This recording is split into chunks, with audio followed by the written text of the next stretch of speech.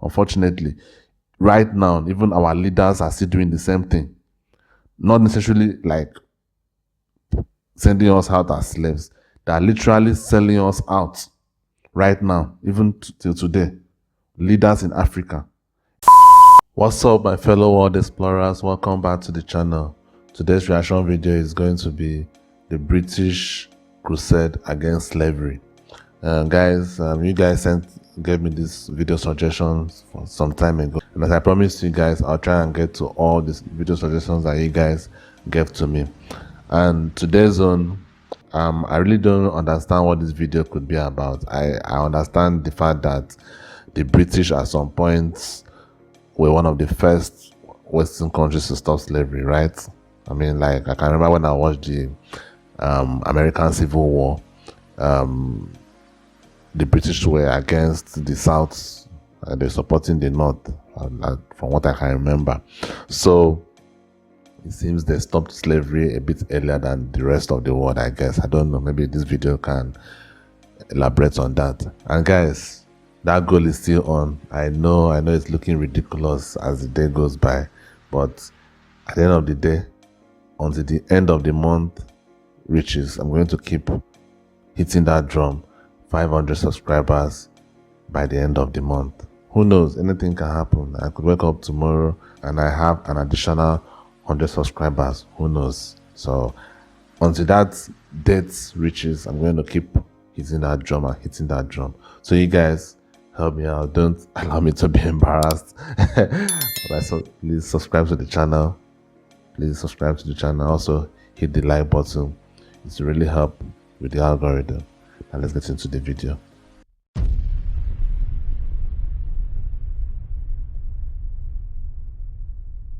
Britain's criminally stupid attitudes to race and immigration are beyond parody, by Frankie Boyle.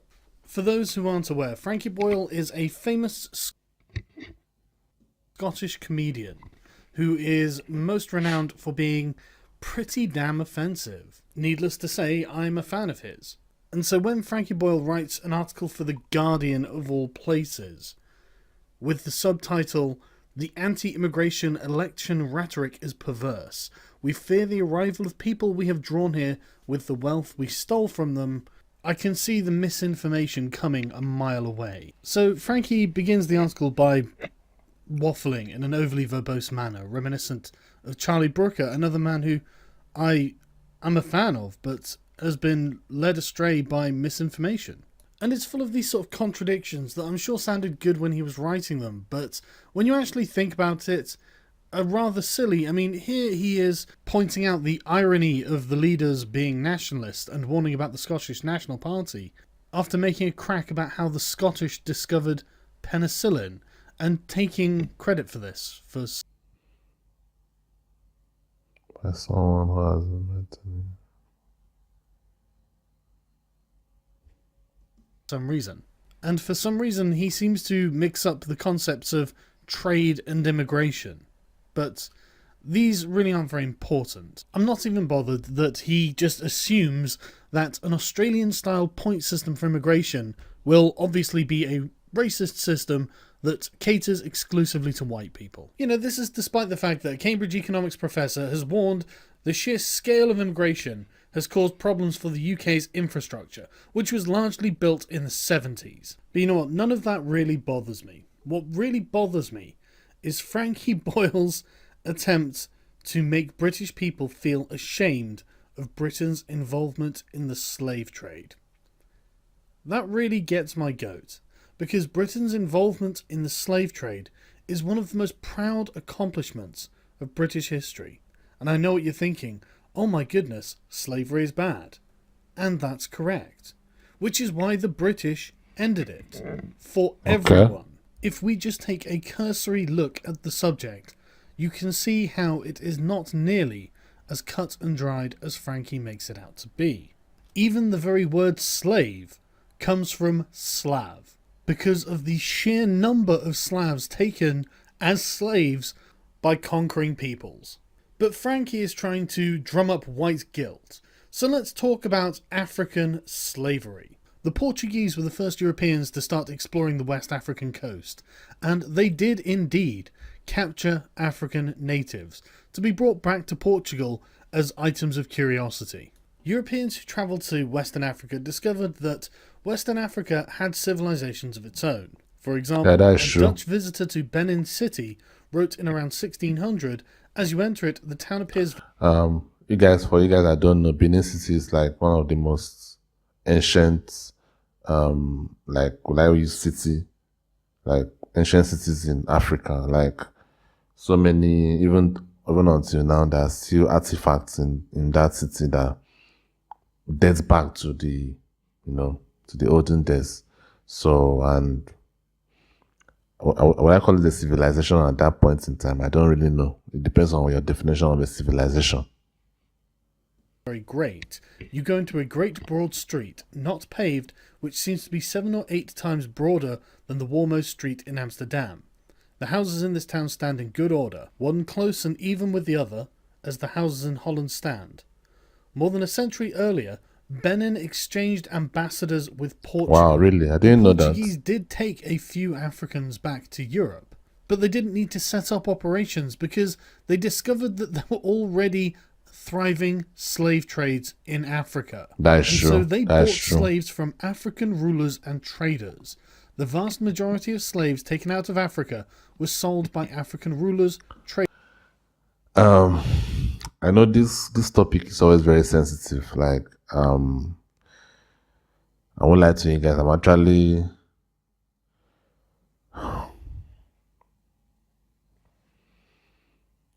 I don't really know if I should say what is in my mind right now.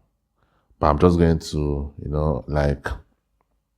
I'm not going to go deep into it. But human beings will always find a way to pay as low as possible for work. Of course, not all human beings, but throughout history, most human beings would always prefer to not pay someone their due price. It even happens right now. It happens now in corporations, the big corporations that are existing, that we all, praise and, we laud them like, that's so successful, that's so this, that's so that. These corporations, they could easily pay their workers more. They could easily do that. Now, I'm not sitting down here. I've had a business before. Business is not easy. I get that.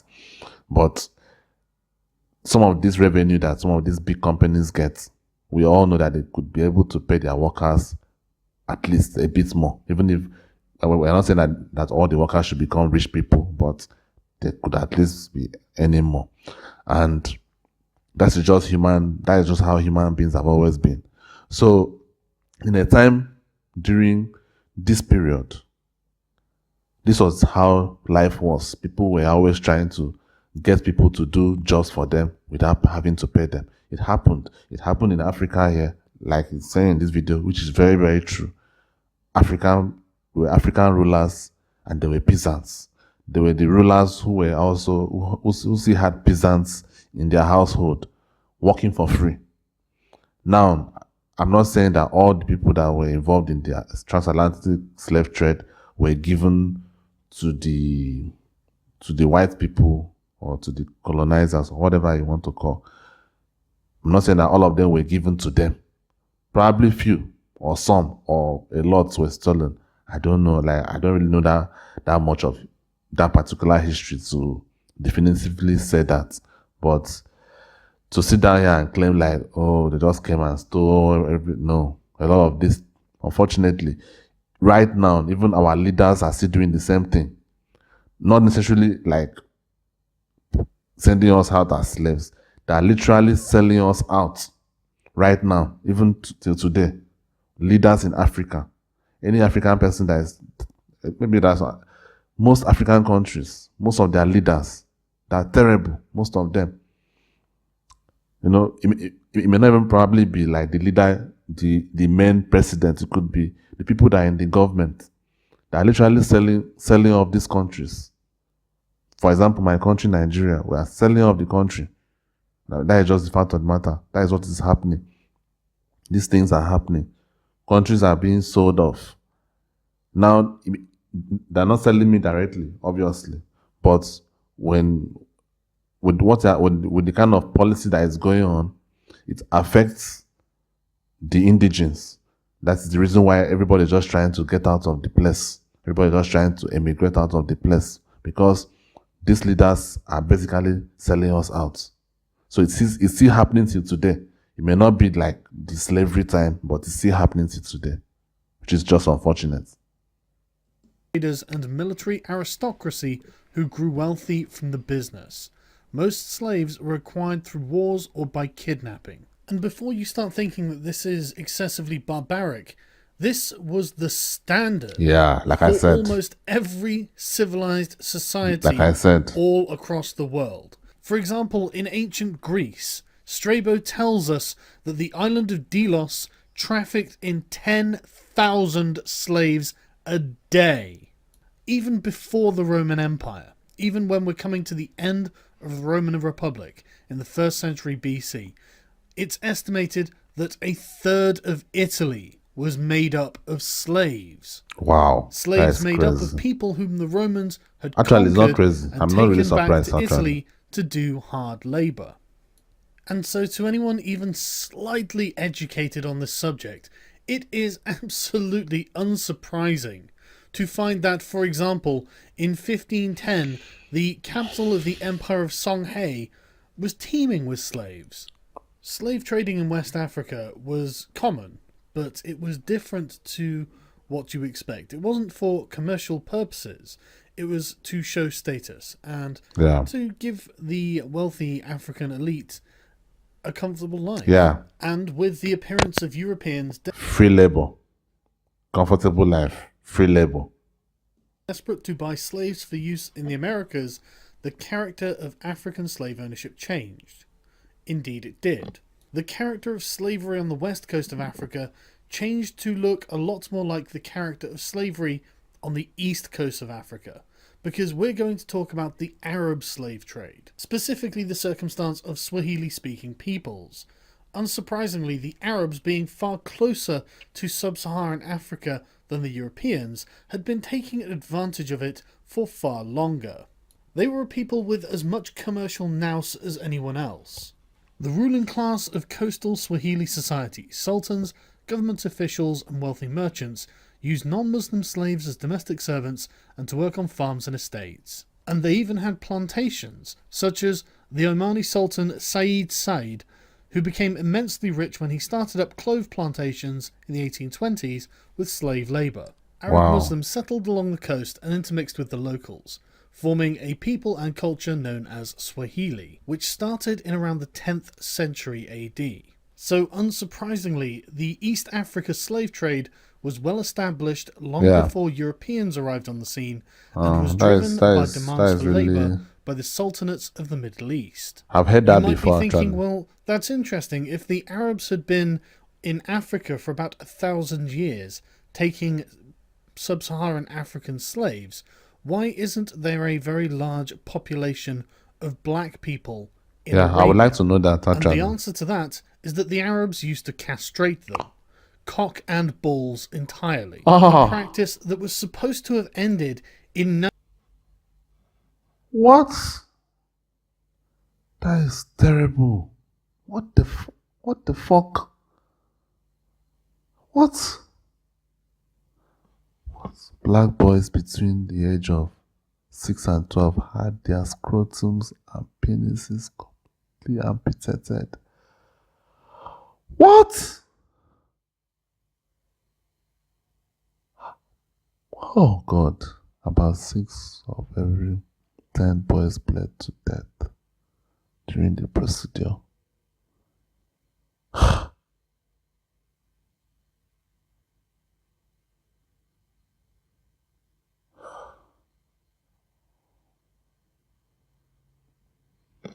Damn. It's horrible, man. I mean, when you look at that, would I dare say the Europeans were a bit more mild?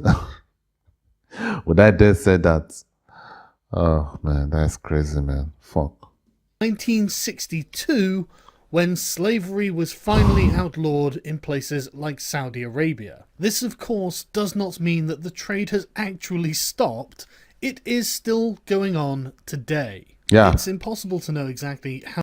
yeah, that's what is happening right now in Libya. Like I've said, I don't know whether I've said it in a video before. I'm not sure, but I've always believed that the I don't know whether it's US or any of the other Western countries getting involved with Libya in Libya was the wrong decision. That shouldn't have happened. Libya should have been left the way it was, because yeah, I'm not saying Gaddafi was a saint. It wasn't a saint, but unfortunately, Africa is not like Europe or America. Some African countries need, how will I put it? Some African countries need a tough leader for it to flourish. That is just it. Some African countries need tough leaders. Let me give you guys an example.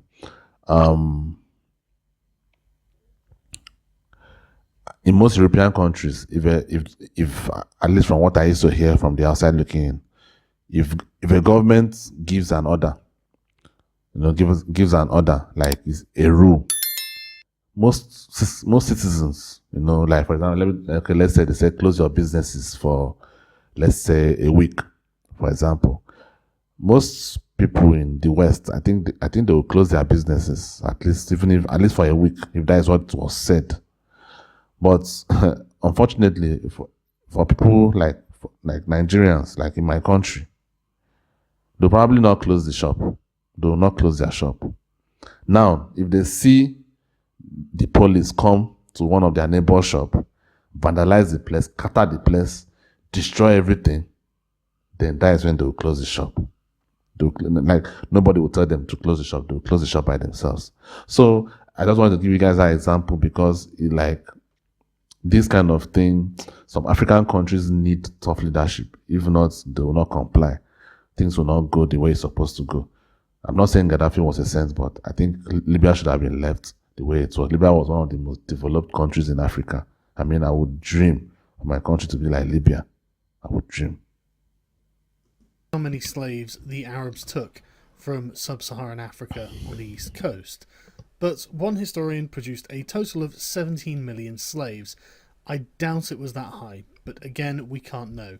And it was for over 1,000 years that this was happening. Yeah, that is crazy. The point is that slavery was ubiquitous.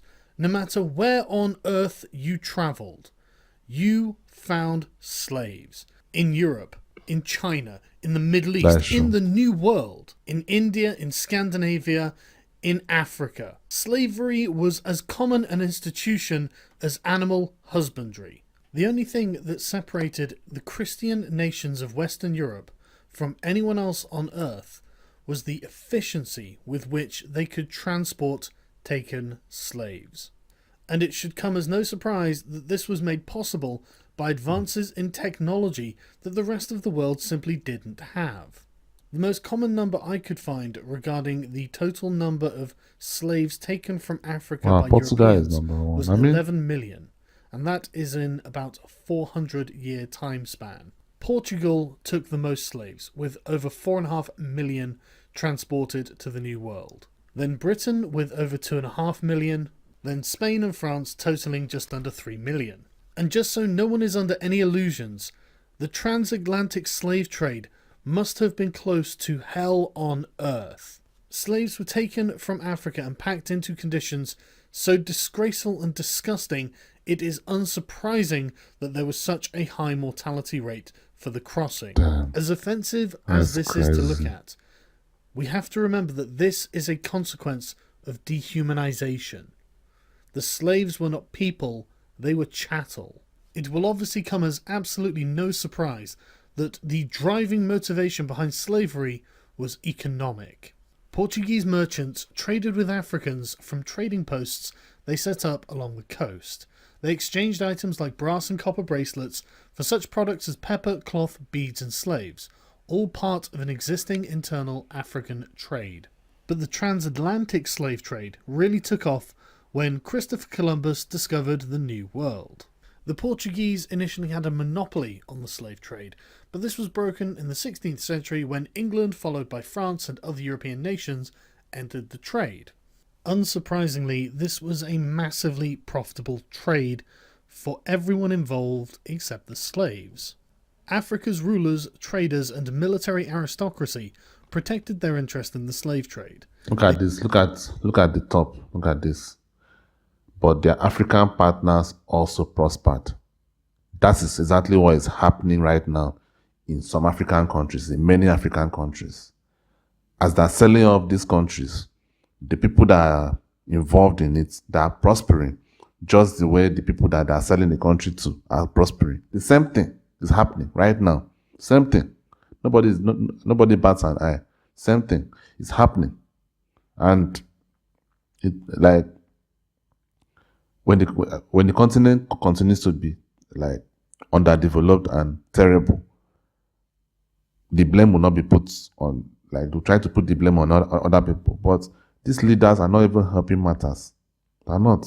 Which is just like, it's something I don't even like talking about, because I've gotten tired of my own country in terms of the leadership. I don't think there's any, personally, I don't think there's any hope in terms of policy or anything. I'm just doing now is try to live my life the best way as I can, until try and put my children in the best possible position that they could be. And that is all. It discouraged Europeans from leaving the coastal areas to venture to the interior of the continent. European trading companies realized the benefit of dealing with African suppliers and not unnecessarily antagonizing them. The companies could not have mustered the resources it would have taken to directly capture the tens of millions of people shipped out of Africa.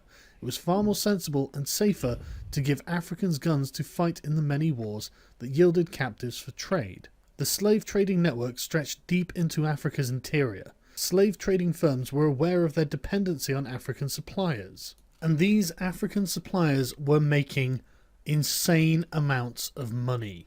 For example, the King of Benin was making £250,000 a year in 1750. In 1750. Imagine how much that is right now. His successor said in Just the imagine 1840s that he would do anything the British wanted him to do, apart from giving up the slave Can you imagine trade. that? Quote, "The slave trade is the ruling principle of my people. It is the source and the glory of their wealth. The mother lulls the child to sleep with notes of triumph over an enemy reduced to slavery. With an industry so profitable to so many people involved, and so widespread as to be common to almost every nation on earth, why would the British want King Gezo to give up the slave trade?" Well, we need to turn back the clock to 1066 and the Battle of Hastings. This video is beginning to be depressing to me. Not necessarily because of the video itself, but because of it's just reminding me of how things are currently, for example, in my own country and in some parts of Africa, or many parts of Africa, not some, many parts of Africa. The leaders are still doing the same thing as this king that is being said here did. They're still doing the same thing. They're still doing the same thing. It's just, the difference is that humans are not being transported. Their future is being transported. That is just it. Not humans, but their future.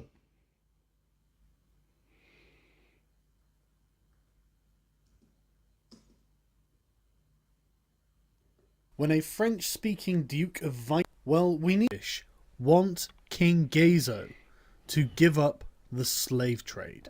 Well, we need to turn back the clock to 1066 and the Battle of Hastings, when a French-speaking Duke of Viking descent called William the Bastard defeated King Harold Godwinson of England.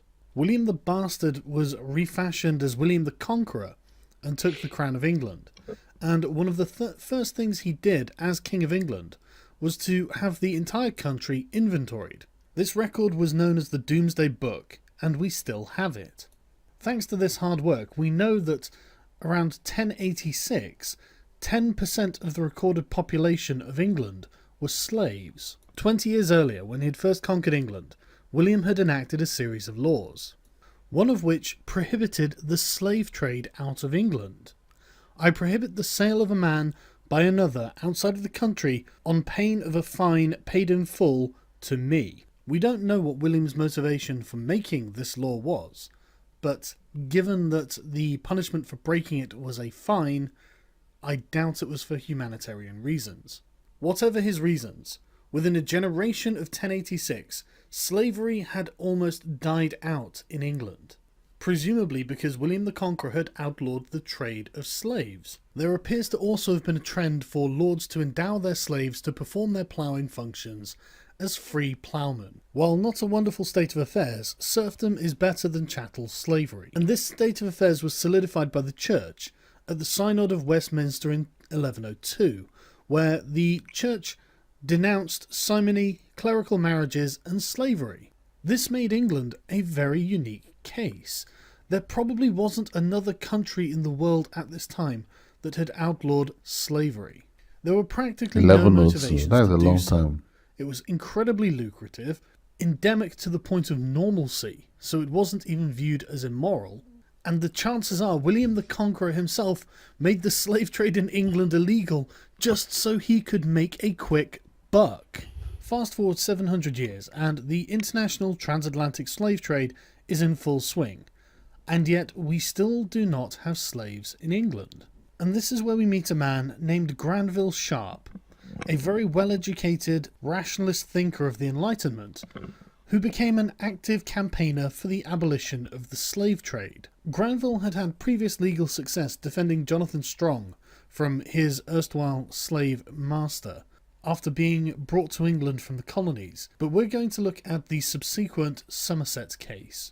James Somerset was a slave from Virginia in America, who had come to England with his master Charles Stuart in 1769, and had run away in October 1771. After evading slave hunters employed by Stuart for 56 days, Somerset had been caught, put onto the slave ship Anne and Mary, to be taken to Jamaica and sold. 3 Londoners had applied to Lord Mansfield for a writ of habeas corpus, which had been granted, with Somerset having to appear at a hearing on the 24th of January in 1772. Members of the public responded to the plight by sending money to pay for his lawyers, who in any event gave their services pro bono publico, while Stuart's costs were met by the West Indian planters and merchants. Given his prior legal experience with the Jonathan Strong case, Sharp briefed Somerset's lawyers. The judgment was delivered on the 22nd of June 1772, and it was a clear victory for Somerset, Sharp, and the lawyers who had acted for Somerset. Mansfield acknowledged that English law did not allow slavery, and only a new Act of Parliament could bring it into legality. The verdict established one thing very clearly: a slave becomes free the moment he sets foot on English soil. And this was, according to Lord Mansfield, that the air of England is too pure for any slave to breathe. No matter what reason William the Conqueror outlawed slavery for, by the time this judgment was drawn by Lord Mansfield, it had become a point of principle. This precedent wasn't set for Mansfield's personal interests. This precedent was set to determine right from wrong. Granville Sharp went on to co-found the Society for Effecting the Abolition of the Slave Trade with fellow like-minded Enlightenment thinkers. And after 20 long years of campaigning in Parliament, which I won't detail here, they were successful in their goal of abolishing the international slave trade in 1807. Now, if you know anything about 1807, you'll know that this was during the War of the Fourth Coalition, where Napoleon Bonaparte was savaging great powers all across the European continent. The Napoleonic Wars led to new territorial acquisitions for Britain, and helped stuff Parliament with more abolitionists than they had before, which is why the bill providing for the abolition of the slave trade to conquered territories triumphantly passed in both houses. And the following year this was superseded by a stronger measure that outlawed the British Atlantic slave trade altogether. But, given the raging war in Europe, it was rather difficult to enforce due to a paucity of available resources. After 1807, the Society for the Abolition of the Slave Trade, having achieved its goals, became the African Institution, whose principal aim was to ensure the new legislation was enforced and that other countries followed Britain's example. Persuading other countries to join Britain outlawing the slave trade proved more difficult. Despite the efforts of the African Institution and those of British ministers, the Congresses of Paris and Vienna in 1814 and 1815 both failed to reach a specific agreement. Given that this was at the end of the Napoleonic Wars, it's hardly surprising that there was French opposition. Where diplomacy had failed, the Royal Navy had to succeed. It's one thing declaring a writ that people may no longer profit from the trading of human beings, it's another thing to enforce that. Enter the West African Squadron. The West Africa Squadron was a detachment of the Royal Navy that was given the task of blockading Africa, the continent, to make sure that slave traders were not taking slaves to the Americas. Needless to say, in 1807, there was only a token force performing this operation, comprising of 2 ships.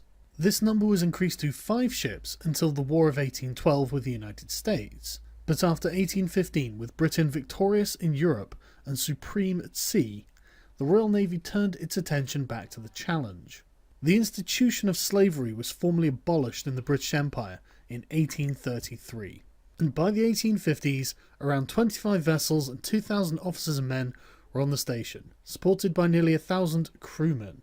Experienced fishermen recruited as sailors from what is now the coast of modern Liberia. It's worth noting that this was not a pleasant job, and the mortality rate was 5 times higher compared with fleets in the Mediterranean or in home waters. To help incentivize the crew, money was actually given to each crew per slave that they freed. But there was a real zeitgeist in Britain for the abolition of slavery. For example, the pursuit and capture of slave ships became celebrated naval engagements, widely reported back in peacetime Britain.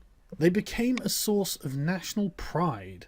So it's no wonder that many of the crews really did have an evangelical zeal about the anti-slavery patrolling. However, I don't want to give the impression that this was all for humanitarian reasons. There's no doubt that Britain, There's always in her money foreign involved. policy, used her anti-slavery laws as a stick with which to beat her opponents, primarily the Spaniards and the Portuguese, who refused to conform to these demands. Britain demanded Spain, Portugal, and the very new nation of Brazil to declare slave trading to be piracy. And while these nations paid lip service to these principles, they failed to enforce them, which led to a British blockade of Brazil by 1850, which of course forced the nascent Brazilian Empire to capitulate. And it didn't end there. In the 1860s, David Livingstone reports of Arab atrocities against enslaved Africans stirred up the interest of the British public, reviving the flagging abolitionist movement. Throughout the 1870s, the Navy attempted to suppress this abominable eastern trade at Zanzibar in particular.